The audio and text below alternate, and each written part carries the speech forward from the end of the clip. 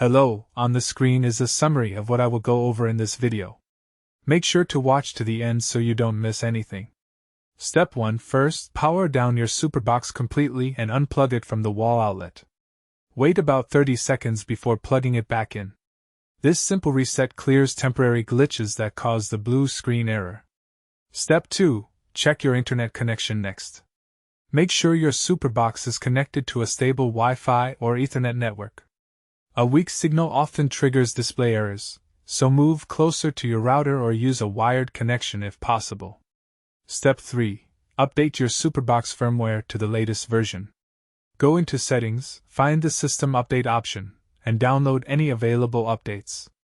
New firmware fixes bugs and improves performance significantly. Step 4. Clear the cache and app data on your device. Go to Storage Settings, find the cache folder, and delete old temporary files. This frees up memory and prevents conflicts that cause blue screen issues. Step 5.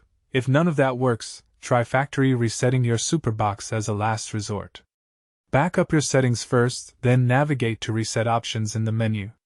This returns your device to factory defaults, and usually solves persistent blue screen problems for good.